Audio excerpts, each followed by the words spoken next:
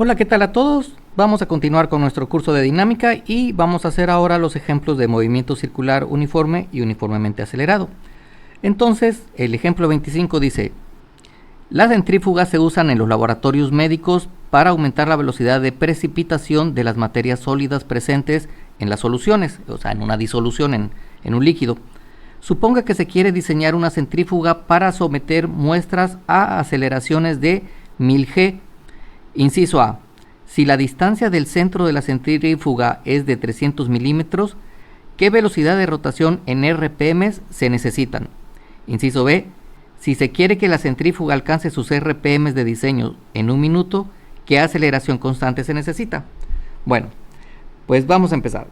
Les puse aquí una foto de una centrífuga. Como ven ustedes, se alcanza a ver que tiene derechos, por eso no se los quité, porque bueno, es de una compañía. Entonces aquí están los tubos de ensayo. Normalmente cuando menos se deben poner 2 para que esto quede equilibrado, es decir, para balancear las fuerzas. Entonces esto empieza a girar y evidentemente cada vez va a girar más rápido, más rápido, más rápido, más rápido, de tal manera que los tubos de ensayo se van poniendo horizontal, todos se van levantando, quedan horizontales, como lo ilustro acá en la figurita esta. Y entonces, por la acción de la fuerza centrífuga, toda la materia sólida se va a ir al fondo del tubo, que queda hacia afuera, por este lado, y afuera por este lado. Y bueno, todo el líquido queda concentrado hacia acá, o sea, el plasma, si en el caso que fuera sangre, por ejemplo, ¿no? Y todos los glóbulos rojos, plaquetas, etcétera, se van al fondo del tubo. Entonces, esa es la función de las centrífugas, ayuda a que se precipiten las sustancias, las partículas. De lo contrario, si nosotros lo dejáramos, probablemente se coagule antes de que se logren ir al fondo todos, ¿no? Bueno, ¿qué datos me dieron? Me dicen que la aceleración normal, no sé, dice la distancia al centro, que la aceleración es de 100 G. Entonces, esa es la aceleración normal. Ya sabemos que, como estoy en milímetros, la aceleración, bueno, va a estar en 9.81 metros sobre segundo cuadrado. Esa es la G que voy a meter aquí. El radio me están diciendo que son 300 milímetros, aquí está. O sea, lo que hay del centro del eje al punto medio del tubo de ensayo son 300 milímetros. Esto convertido directamente a metros es 0.3. No es complicada la conversión, ¿no? Por eso lo puse directo. Bueno, vamos a calcular primero las RPM. Entonces tenemos la aceleración de 1000 G. La multiplico por el valor de G, que es 9.81. Esto me va a quedar que la aceleración normal es 9810 metros sobre segundo cuadrado. Pero también nosotros sabemos que la aceleración normal es igual al radio por la velocidad angular al cuadrado. Entonces la velocidad angular, esa es la velocidad de giro. De aquí voy a sacar las revoluciones por minuto. Aquí va a estar en radianes sobre segundo.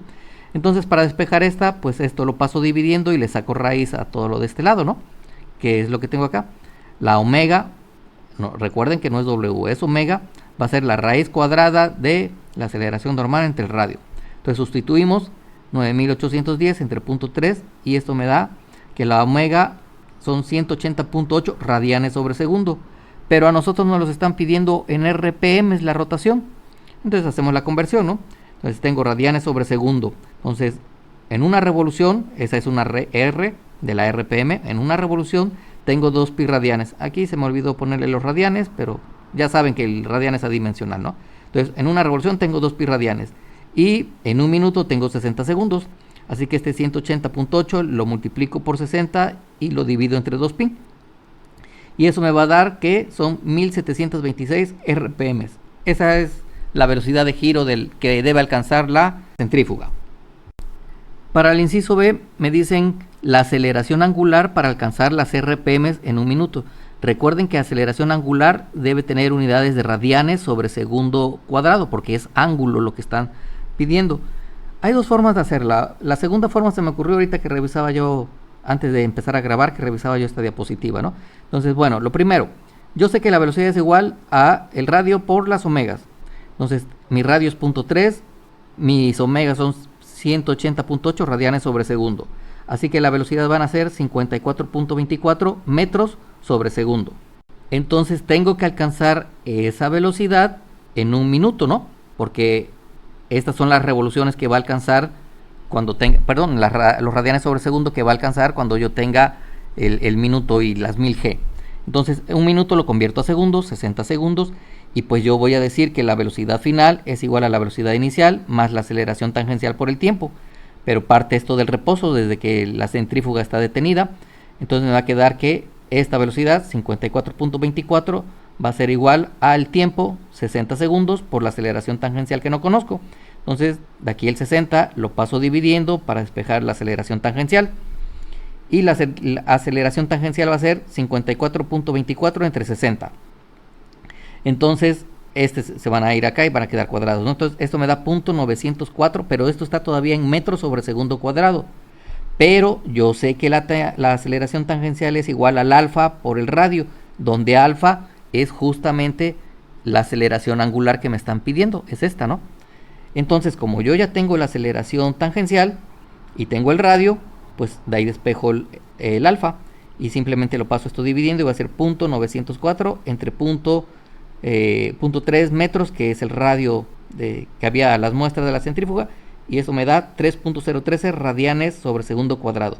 Es decir, con esta aceleración angular, con esta aceleración que vaya girando cada vez más rápido, yo voy a llegar en un minuto a tener esta velocidad de 54.24 y a tener las 1000 G.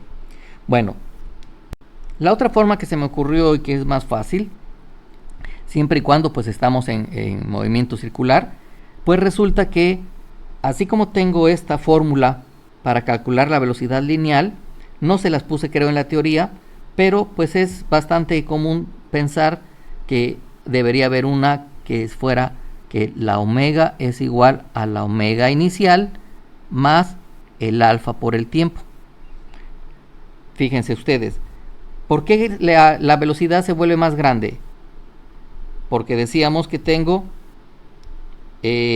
una aceleración tangencial, y la aceleración tangencial está en función del alfa por la r. Entonces, para que esta velocidad se haga más grande, como las velocidades yo la calculo por r omega, omega también tiene que crecer. Y justamente decíamos, si esto es velocidad angular y esto es su aceleración angular, esta aceleración es la que hace que cambie la velocidad de giro. Entonces, como yo tengo que esto parte del reposo, puedo decir que esta vale 0, y ya el resto pues se los podría yo dejar a ustedes de tarea. O sea, tengo que llegar a 180.8 igual al alfa que no conozco, y el tiempo pues van a ser 60 segundos. Entonces lo mismo, despejo y ahí me va a dar exactamente, yo ya lo verifiqué, me va a dar los 3.013. Entonces es otra forma más simple. Ejemplo 26. La armadura de un motor eléctrico gira a razón constante. La magnitud de la velocidad del punto P respecto a O es de 4 metros sobre segundo. Inciso A. ¿Cuáles son los componentes normal y tangencial de la aceleración de P con respecto al punto O? Inciso B. ¿Cuál es la velocidad angular de la armadura? Bueno, entonces aquí tengo el motor eléctrico, aquí está la armadura, el centro, el punto P, y de datos me están diciendo eso, que esta distancia vale 80 milímetros. Eso sería el radio, al punto, ¿no? Radio 80 milímetros, y ya lo convierto directamente porque está muy fácil la conversión, ¿no? Divido entre 1000 va a ser 0.08 metros. Luego, me están diciendo que gira a razón constante, es decir, a velocidad constante. Si está girando a velocidad constante, quiere decir que no hay la aceleración tangencial. Y luego me están diciendo que la velocidad, justamente esa velocidad constante, vale 4 metros sobre segundo. Entonces, componente normal y tangencial de la aceleración. Bueno, pues la componente tangencial ya lo dijimos, esa es 0, porque gira a velocidad constante. Aquí se los estoy poniendo, ¿no? Dado que gira a velocidad constante, la aceleración tangencial vale 0. La aceleración normal, pues decíamos, para movimiento circular lo calculo como el radio por el cuadrado de omega. Pero en este instante yo no tengo omega, pero también tengo esta otra fórmula. Y recuerden que de hecho de esta fórmula es donde nace esta. Entonces también es la velocidad lineal al cuadrado entre el radio. Entonces sí tengo la velocidad lineal y sí tengo el radio. Entonces va a ser 4 metros sobre segundo, lo elevo al cuadrado, lo divido entre 0.08 y esa es la aceleración normal. 200 metros sobre segundo cuadrado. Y por último, la velocidad angular de la armadura. Bueno, si la velocidad es igual al radio por omega, entonces yo quiero conocer esto que es la velocidad angular, entonces el radio lo paso dividiendo, ¿no? Y voy a decir que la velocidad angular es igual a la velocidad lineal entre el radio. Entonces 4 metros sobre segundo entre 0.08 metros. Esto me da 50 radianes sobre segundo. Esto ya podría ser la solución. Sin embargo, la verdad es que 50 radianes por segundo, yo no tengo idea de si es mucho, si es poco. Normalmente no manejamos los radianes sobre segundo como velocidad. Entonces lo voy a convertir a revoluciones por minuto. Entonces uso la misma conversión que en el ejercicio pasado, 50 radianes sobre segundo, en una revolución tengo 2 pi radianes y en 60 segundos, en un minuto tengo 60 segundos, ¿no? Entonces multiplico por 60 y divido entre 2 pi y esto da 477.5 RPM. Eso sí me da una idea de que ya gira rapidito, ¿no? Entonces 477.5 RPM. Ahí está ya el ejemplo. Ejemplo 27. En el instante mostrado, la manivela AB, esta es la manivela, aquí está el punto A, hasta acá llega el punto B, es esta barrita que estaría atrás, gira con una velocidad angular constante de 5000 RPM en dirección contraria a las manecillas del reloj. Determine, inciso A, la velocidad del punto B en términos de las componentes normal y tangencial. Inciso B, la velocidad del mismo punto B, pero en términos de las componentes cartesianas X y Y. Luego, inciso C, la aceleración del punto B, ahora es la aceleración, en términos nuevamente de la componente tangencial y normal. Y el último inciso, la misma aceleración del punto B en términos de X y Y. Es decir, voy a hallar la misma velocidad, pero con dos sistemas de referencias, ¿no? Entonces me están diciendo que esto gira en sentido contrario a las manecillas del reloj, viene hacia acá. Esta distancia sería la longitud de la manivela, ¿no? Entonces me dieron 5000 RPM, me dicen que gira a velocidad constante, entonces el alfa vale 0, o la aceleración tangencial, ya pudiéramos decir lo que vale 0. El radio, decíamos, la longitud de la manivela va a ser 50 milímetros, eso ya sé que va a ser 0.05 metros, no necesito mucho para convertirlo, pero lo que sí tengo que convertir es estas RPM, porque les decía yo, las RPM no me sirven para calcular velocidades, para multiplicar. Entonces, pues 5000 revoluciones por minuto, ahora la convierto y digo, en una revolución tengo 2 pi radianes y en un minuto que está abajo lo pongo arriba, tengo 60 segundos. Entonces ahora multiplico por 2 pi y divido entre 60 y eso me queda 523.6 radianes sobre segundo. ¿Ok? Ya están todas las unidades, todos los datos en unidades consistentes. Para el inciso A, la velocidad del punto B en componentes tangencial y normal. Bueno, la velocidad es igual a la omega por el radio. Pues la omega son 523.6, el radio vale 0.05 metros y la velocidad me queda 26.18 metros sobre segundo. Pero recuerden que esta velocidad, como se los pongo aquí, siempre es paralela al eje tangencial, no tiene componente normal. Y aquí, no sé si cuando cuando genere el video se vaya a ver, puse traslúcido esta parte de la pieza. Entonces, aquí tendría yo los ejes, ¿no? En el punto B, yo tengo el eje normal que viene apuntando hacia acá, hacia el centro de la curvatura, que sería esta, ¿no? El radio de 50 milímetros. Y el eje tangencial, pues bueno, es esta línea. ¿Hacia dónde apunta ese eje? Como me están diciendo que esto gira en sentido contrario del reloj, pues el lado positivo del eje viene hacia acá, ¿no? Y aquí vendría la velocidad. Entonces, la velocidad no tiene componente normal, solo tangencial. Y por lo tanto, pues ya lo puedo multiplicar por el vector unitario tangencial para decir que va en esa dirección. Y listo, esta es la velocidad del punto B, ya expresada en componente tangencial. Vamos con las siguientes. Para calcular la velocidad del punto B en componentes X y Y. Bueno, ahora tengo aquí los ejes X, tengo el eje Y. En la figura del motor de combustión me daban este ángulo. Aquí me decían que este ángulo vale 45. Entonces, yo voy a colocar el sistema de coordenadas aquí, justamente donde empieza la velocidad. Entonces, este sería mi eje vertical y este mi eje horizontal. ¿Por qué lo hago? Porque les voy a enseñar ahorita un pequeño truquito que al menos yo uso en lo particular y así me aprendo menos fórmulas y tengo que andar complicando menos la existencia, ¿no? Yo siempre coloco el eje, el par de ejes, en el origen de la velocidad, lo traslado hacia allá. Entonces, si este ángulo valía 45, pues es el mismo que tengo acá, ¿ok? Porque es el eje vertical con esta línea. Entonces, aquí había 45, el eje vertical con esa línea hay 45, ¿ok? Si de aquí a acá hay 90, porque están perpendiculares, aquí hay otros 45, ¿no? Entonces, aquí habría 45 y 45. Y luego, si este eje y esta línea, o sea, el eje normal y el eje tangencial están a 90 grados y ya tengo 45 aquí, pues este vale 45 también.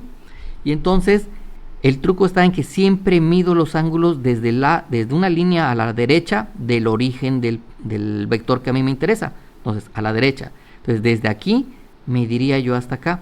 Entonces, esta línea horizontal pues serían 180 y nada más le voy a sumar 45. Entonces, 180 más 45 y eso me va a dar 225 grados. ¿Qué gano con eso? Que ahí, con ese truco, yo voy a expresar y voy a decir y categóricamente, porque alguna vez le comenté que tenía yo un alumno que siempre me preguntaba, valga el siempre, decía, siempre voy a hacer así. Y yo le decía, no, fulano, tienes que pensar, aquí no. Siempre que midan ustedes el ángulo así, van a poder decir que la componente horizontal va a ser la magnitud por el coseno. Y la componente vertical, la magnitud por el seno. Y como ya el ángulo lo estoy midiendo correctamente, solito me va a dar el signo. Si ustedes se fijan, la componente horizontal de esta velocidad debería apuntar hacia acá, ¿no? Sería negativa. Y la componente vertical también sería negativa. Entonces yo pudiera utilizar el ángulo de 45 y decir, coseno de 45 y seno de 45, sí, pero yo tendría que ponerle el signo a esas componentes y corro el riesgo de que se me olvide. En cambio, con 225 yo lo meto a mi calculadora y me va a dar un ángulo negativo que lo multiplico por un coseno negativo que lo multiplico por 26.2 y ya me va a quedar menos 18.53. Es decir, la componente horizontal vale menos 18, viene hacia acá, ¿no? Y lo mismo, el seno de 225 también me va a dar negativo, lo multiplico por 26.2 y me va a dar 18.53. De hecho quedan iguales, ¿no? Y entonces ya está. Ahí está la velocidad expresada en componentes X y Y, ¿no?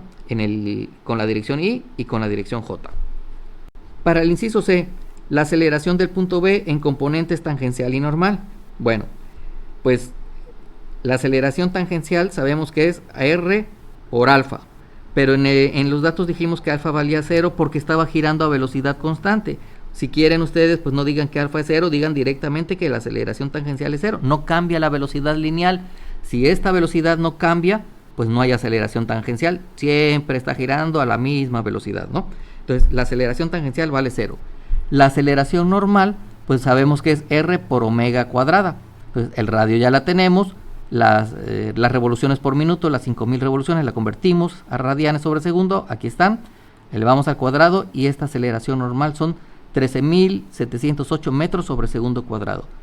Y como nada más viene acá, no hay tangencial, entonces la aceleración normal apunta solamente en el eje normal, ¿no? Y recuerden que es positivo hacia el centro de curvatura. Entonces ahí está la aceleración. Ahora, lo mismo. Esta aceleración la tengo que descomponer en componentes X y Y, ¿no? Entonces, otra vez, decía yo, pongo mis ejes en el origen de donde está el vector que me interesa, aquí, ¿no? Y voy a medir desde el lado derecho del eje. Entonces, pudiera yo medirlo hasta acá o pudiera yo medirlo hacia abajo. ¿Cuál es la diferencia? Pues nada más hay que recordar que este ángulo medido en sentido del reloj es negativo. Y bueno, ya decíamos que este ángulo de aquí va a ser 45, ¿no? Es el mismo de acá, que no se los puse, pero es que si este vale 45 y aquí hay 90, este ángulo va a valer 45 grados. Entonces lo voy a poner 45 grados, ¿no? Ahí está. Y entonces, opuesto por el vértice, tengo este otro que también vale 45, pero como va en dirección negativa, pues será menos 45. Y lo que les decía yo, aquí la ventaja es que yo simplemente voy a decir la magnitud, en este caso la aceleración normal, por el coseno del ángulo, esto me va a dar la componente horizontal. Y por el seno del ángulo me va a dar la componente vertical. Entonces los 13.708 por coseno de menos 45, recuerden que coseno de menos 45 es positivo, y efectivamente, ¿no? La componente horizontal de esto debería apuntar hacia la derecha, sería positiva, y la componente vertical debe apuntar hacia abajo. Entonces cuando ustedes calculan seno de menos 45 les va a dar menos 0.707, por los 13.000 les da menos 9.693 en J y listo. Ahí está la aceleración normal expresada en componentes en las direcciones X y Y. Entonces ya está completo el ejemplo. Vamos a hacer el último. Ejemplo 28. Se tiene el ángulo θ igual a 2t cuadrada radianes, porque es un ángulo, ¿no? ¿Cuál es la magnitud de la velocidad y de la aceleración del punto P respecto a O? En un segundo. Inciso B. ¿Qué distancia a lo largo de la trayectoria circular recorre P entre 0 y 2 segundos? Y aquí está la figurita, ¿no? Entonces me están diciendo que esto se está moviendo en una trayectoria circular. El radio vale 4 pies. No lo puse allí, pero raudo y veloz se lo agregamos. Radio igual a 4 pies. Listo. Me dieron la ecuación para el ángulo, que va a estar variando con respecto al tiempo, y ahí está, ¿no? Entonces, la magnitud de la velocidad y la aceleración cuando el tiempo vale 1 segundo. Bueno, yo sé que esta es mi medida angular. Si yo la derivo el ángulo con respecto al tiempo, obtengo la velocidad angular. Entonces lo voy a hacer. La derivada de 2t cuadrada me va a dar 4t. Esto es lo que vale omega. Si yo vuelvo a derivar omega, voy a obtener la aceleración angular. Va a ser la derivada de omega con respecto al tiempo. Entonces me va a quedar la derivada de 4t es 4. Entonces, como esto ya es una constante, ya puedo decir radianes sobre segundo cuadrado. Y esta omega pues tendrá unidades de radianes sobre segundo. Y bueno, la velocidad lineal yo sé que es r por omega. Entonces acabamos de calcular la omega. Hay que multiplicarla por r, ¿no? Entonces va a ser 4 pies por 4t. Entonces la velocidad vale 16 por t. Pero aquí me está quedando una fórmula general, una ecuación general. Yo le puedo sustituir diferentes valores del tiempo, ¿no? Para 1 segundo, 2 segundos, 3 segundos, 5 segundos, etc. La aceleración tangencial pues es igual a r por alfa. Entonces r vale 4 pies, alfa sí es constante, entonces me va a quedar 4 por 4, 16 radian. Aquí me equivoqué, aquí son pies sobre segundo cuadrado. Entonces perdónenme, siempre hay algo que me equivoco. Esto lo borro, ya me volví a equivocar, déjenme que lo borre. Me equivoco con la herramienta, esta la borro y le ponemos pies, ¿no? Discúlpenme. Pies sobre segundo cuadrado. La aceleración normal, pues sabemos que va a ser r por omega cuadrada. Entonces 4 pies, que es lo que vale r, por 4t cuadrada, me va a quedar 16 por 4, 64t cuadrada. ¿Ok? ¿Esto qué unidades tiene? Pues de una vez se lo pongo, ¿no? Esto va a tener pies sobre segundo cuadrado. Bueno, entonces cuando el tiempo es igual con 1 segundo, pues ¿cuánto va a valer la velocidad? Pues aquí está. Esta es la ecuación, 16, y voy a sustituir 1 segundo, ¿no? Entonces 16 por 1 segundo, la velocidad vale 16 pies sobre segundo. Ahí está. ¿Cuánto vale la aceleración tangencial? Pues la aceleración tangencial, como ven, no hay forma de sustituirle tiempo. Es una constante nada más, 16. Entonces esa se queda 16. Ahí está, no pasa nada. Y la aceleración normal, pues va a ser 64 por t cuadrada. Entonces voy a sustituirle 1 segundo, 64 por 1 segundo al cuadrado. Me queda 64. Pero estas son las componentes. Entonces a mí me pidieron la aceleración, no la normal ni la tangencial. Entonces a eso las voy a sumar, las elevo al cuadrado, las sumo y le saco raíz. Y eso sería la magnitud de la aceleración. Entonces esta aceleración, 16 al cuadrado, más esta aceleración, 64 al cuadrado, la sumo, le saco raíz y vale 65.96. Ahí está la aceleración. La distancia recorrida desde 0 hasta cuando el tiempo vale 2 segundos. Bueno, sabemos que la distancia se mide sobre la trayectoria curva, como estoy indicando aquí en la figura, ¿no? Sobre este arco. Y la ecuación para calcularla dice que es r por teta. Teta me lo dieron, el radio vale 4, teta es 2t cuadrada, entonces me va a quedar 4 por 2, 8t cuadrada, pies, porque esto tiene unidades de longitud, ¿no? Entonces, digo, cuando el tiempo vale 0, pues me va a quedar 8 por 0 al cuadrado, 0. Cuando el tiempo vale 2 segundos, pues me va a quedar aquí, ¿no? 8 por 2 segundos al cuadrado, me queda 4, ¿no? Por 8, 32 pies. ¿Y cuánto vale la distancia? Pues es la distancia final, perdón, la posición final menos la posición inicial. La posición final es 32, la posición inicial en este caso es 0. Pudiéramos haber dicho desde aquí 32, pero bueno, el procedimiento correcto es así. Entonces 32 menos 0 me queda 32. Y esa es la distancia. Y listo. Con eso terminamos la videoclase del día de hoy y los ejemplos del tema. Que tengan un buen día y nos vemos en una próxima videoclase.